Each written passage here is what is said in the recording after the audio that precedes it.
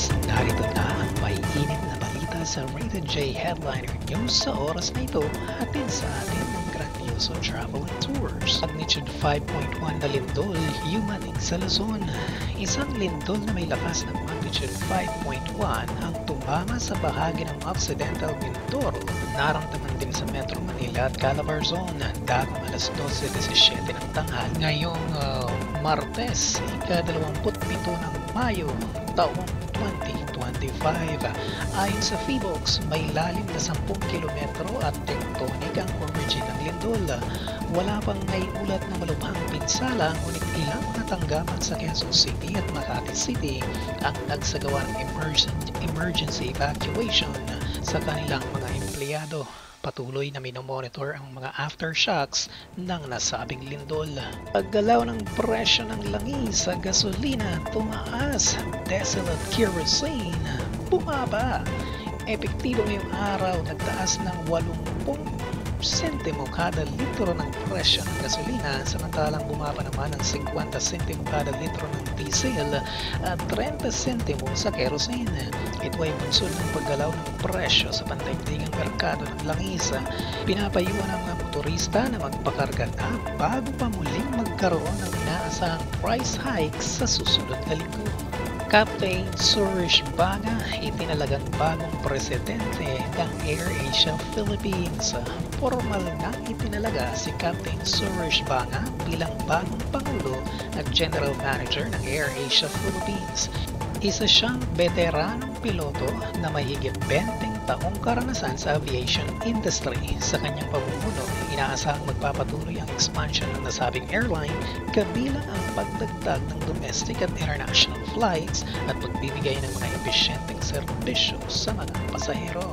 Unified 911 Emergency System nationwide ilulunsad sa NCR. Inanunsyo ng Department of Interior and Local Government na sisimula ng implementasyon ng Unified 911 Emergency System sa Metro Manila simula sa Hulyo nitong taon.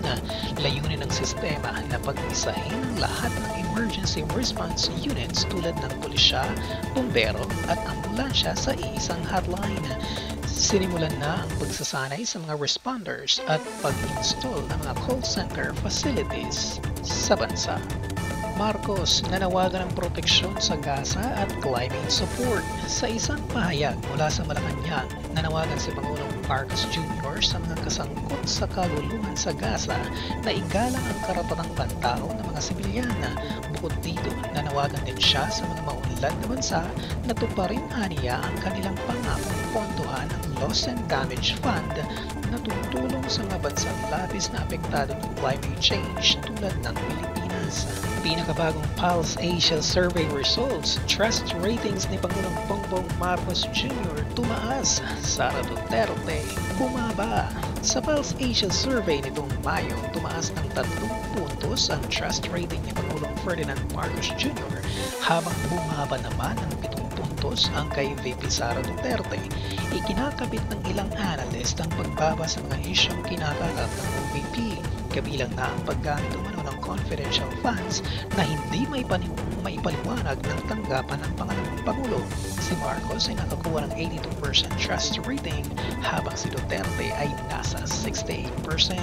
At sa ating entertainment news, Blackpink muling bibisita sa bansa para sa Deadline World Tour. Kumpirmado ng bibisita ang K-pop group Blackpink sa Pilipinas para sa kanilang Deadline World Tour. Gaganapin ang konsyerto sa Philippine Arena sa November 15, 2025 at inaasahang unang magiging available ang mga ticket sa Hulyo ngayong taon. Magkakaroon din ng meet and greet at merchandise showcase para sa mga fans. Sa ngayon, excited na ang kanilang mga fans sa Pilipinas at aktibong nagpo-post ng kanilang mga saloobin, komento ngayon sa social media. At sa ating world news, $400 million loan ipagkakaloob ng ADB sa Pilipinas. Inanunsyo ng Asian Development Bank or ADB ang bagong $400 million loan para sa Pilipinas bilang bahagi ng suporta sa marine biodiversity, coastal protection at sustainable fishing. Ang pondong ito ay nakatuon sa mga proyekto sa Visayas at Mindanao kung saan mataas ang dependency sa pangingisda. Ayon sa ADB, ito ay hakbang sa pagtugon sa climate risks sa Rio. At yan ang mga maiinit na balitang dapat ninyong malaman sa oras na ito. Ako po si Jay Grandioso, ang inyong naging tagapagbalita para sa Rated J Headliner News. Ang maiinit na balitang ito ay hatid sa atin ng Grandioso Travel and Tours. For travel-related needs, please call Grandioso Travel and Tours or visit them online at www.grandiosotravels.com.